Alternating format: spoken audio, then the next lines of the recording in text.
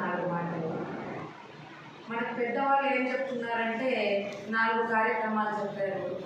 మీకు మోక్షం రావాలంటే నిరంతరం భగవన్నామస్మరణ చేయమన్నాడు. లేదంటే భగవద్గీత ధ్యానం నీకు అర్థమైందో కాలేదో పారాయణ అంటే వినమన్నాడు. భగవద్గీత పారాయణ లేదా గురువు యొక్క పాద సేవ చేయమంటున్నాడు. గురువుని ఆశ్రయిస్తేనే నీకు మోక్షము, లేదంటే లేదు అంటున్నాడు. ఇంకా తల్లిదండ్రుల సేవ కూడా చెప్పాడనమాట. ఇవి చేసే వాళ్ళకి మోక్షం ఉంటుంది అన్నాడు. మరి భగవద్గీత వినాలా, భక్తి కార్యక్రమం చేయాలంటే అర్జునుడికి శ్రీకృష్ణ పరమాత్మ ఎన్నోసార్లు అయ్యా ధర్మం అంటే ఏది, అధర్మం అంటే ఏది చెప్తాను రా విను, ఇది మంచి ఇది చెడు అంటే ఒక సామాన్య మానవునిగా గ్రహించాడు. కృష్ణుడు అంటే భగవంతుడు అని అనుకోలేదు. అటువంటి శ్రీకృష్ణ పరమాత్మ బోధించాలంటే సంసారం పైన విరక్తి కలిగినప్పుడే భగవన్నామస్మరణ వినాలి, భగవంతుని కథలు వినాలి అనుకునేది. అప్పుడు మహాభారత యుద్ధం అందరికీ తెలిసిందే. మహాభారత యుద్ధం ఎప్పుడెప్పుడని ఎదురు చేస్తూ 14 ఏళ్ళ అరణ్యవాసము, సంవత్సరం అజ్ఞాతవాసం పోయి వచ్చినా కూడా అయ్యా మా రాజ్యం మాకు ఇవ్వండి, ఒక భిక్షగానిగా అడుగుతున్నాము, మాకు ఇవ్వండి అంటే ఇవ్వని ఏం చేస్తావో చేసుకోపో, యుద్ధమే కానీ సంగ్రామమే కానీ యుద్ధానికి సిద్ధమయ్యి తీరా యుద్ధానికి వచ్చి అక్కడ చూసి ఆ గాంధీవం వదిలేసి నేను యుద్ధం చెయ్యను అని అప్పుడు చెప్తున్నాడు భగవద్గీత. పాఠాయ ప్రతిబోధిత భగవత నారాయణేన స్వయం వ్యాసేన గ్రథిత పురాణమునినా మధ్యే మహాభారతం అంబా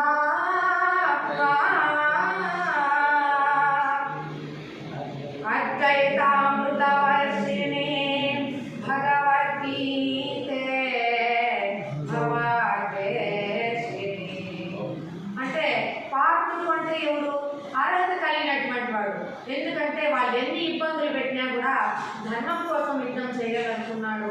నేను వీళ్ళని చంపాలి, వీళ్ళ ఆస్తి లాక్కోవాలనుకోలేదు. ధర్మానికి ప్రతీకగా ఉన్నాడు కాబట్టి అర్హత కలిగిన వాడు. సత్యము, ధర్మము, శీలము, త్యాగము అన్నీ కలిగిన వాడు కాబట్టి అర్జునుడు అర్హుడు కాబట్టి పార్థ అన్నాడు. ఈ బ్రహ్మజ్ఞానం వినాలంటే కూడా మనకు కూడా కొంచెం అర్హత ఉంటేనే మనకు అది అర్థం అవుతుంది. స్వయంగా పార్థాయ బోధిస్తూ ఉన్నాడు శ్రీకృష్ణ పరమాత్మ.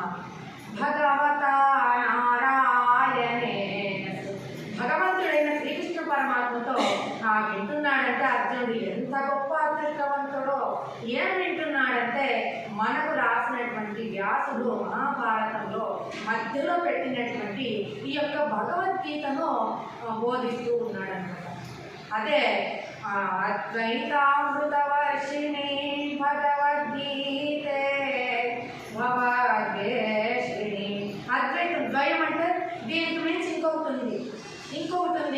ఉంది. ఈ భగవద్గీతకు మించినటువంటిది గొప్ప శాస్త్రము ఏదీ లేదంట. అంత గొప్ప శాస్త్రం ఇది. అందుకే భగవద్గీత ప్రమాణం చేస్తూ ఉంటారు. అటువంటిది వింటే అద్వైతమైనటువంటి అమృతం చేయించిన వాళ్ళకి మరణం లేదు దేవతలకి. ఈ భగవద్గీత అనేటువంటి అమృతాన్ని ఎవరైతే పానం చేస్తారో వాళ్ళకి నిరంతర సుఖ దుఃఖాలు అనేటువంటివి, నరకం అనేటువంటి బాధలు అనేటివి ఉండవట. అదే 18 అధ్యాయాలు ఇలా ధారాళంగా చెప్తూ ఉంటే అతనిలోని ఆవేదన, బాధ, తపన, ఆగి అంతా కూడా దహించుకుపోతూ వింటూ ఉన్నాడంట ఆ యొక్క అర్జునుడు. ఆ యొక్క భగవద్గీత అంత అద్భుతమైనది. అందుకే మనం కూడా అమ్మా నన్ను కూడా అనుసంధానం చేసుకోమ్మా, నేను నిరంతరము భగవద్గీత చదవాలి, భగవంతుని కథలు వినాలి, భగవంతుని కథలు ఎక్కడెక్కడ జరుగుతాయో అక్కడికి నేను వచ్చేటువంటి మార్గాన్ని సుగమం చేయి, నేను రావాలి. ఇలా బాపూజీ గారు కూడా అనుకునేవారంట. అమ్మ మా తల్లి లేకపోతే గీతామాత తల్లలో నేను ఒడిలో తల పెట్టుకున్నాను కాబట్టి నేను నీకు అనుసంధానం అయితే నాకు రాగద్వేషాలని, భగవంతురాలతో కూడుకున్న రాగద్వేషాలన్నీ కూడా దూరం అవుతాయి అన్నాడు. ఇది చేయటం వల్ల ఏమి మనకు పుణ్యం అంటే అనన్యా చింతయంతో మాం ఏ జనా పర్యుపాసతే తేషాం నిత్యాభియుక్తానాం యోగక్షేమం వహామ్యహం. అనన్యమైనటువంటి భక్తి ప్రపత్తులతో నిరంతరము నువ్వు నిత్య కృత్యాలు చేసుకుంటూ కూడా భగవంతునమైన మనసు లగ్నం చేసి ఎవరైతే ఉంటారో వాళ్ళ యొక్క యోగక్షేమాలన్నీ కూడా నేనే చూస్తాను అన్నాడు. విశ్వామిత్రుడు తపస్సుకు వెళ్ళాడు అరణ్యాలకు వెళితే భార్య రాజ్యాలందరినీ లాక్కొని వాళ్ళు వెళ్ళగొట్టారు. వాళ్ళు అడవిలో మాని కింద ఉంటూ అక్కడ వాళ్ళు దేవుణ్ణి ఆశ్రయించి ఉన్నప్పుడు సత్యవ్రతుడు అనేటువంటి అతను ఆ కులం నుంచి బహిష్కరింపబడి రోజు నాకు మొదటి ఏట ఆహారము ఈ భగవంతునికని అక్కడ పెట్టేవాడంటే వాళ్ళు పెట్టినారు. మరి అతను తపస్సుకి వెళితే భార్య బిడ్డలు సంతోషంగా ఉన్నారు కదా. ఆ విధంగా మనం కూడా మనం భగవంతుని నమ్ముకుంటే మన యొక్క యోగక్షేమాలన్నీ నేనే వహిస్తానని శ్రీకృష్ణ పరమాత్మ చెప్తాడు. ఆ భక్తి కూడా ఎలా ఉండాలంటే 12వ అధ్యాయంలో ఏవం సతతయుక్తాయ భక్తాత్వం పర్యుపాసతే ఏ చాపక్షరమవ్యక్తం తేషాంతే యోగవిత్తమాః.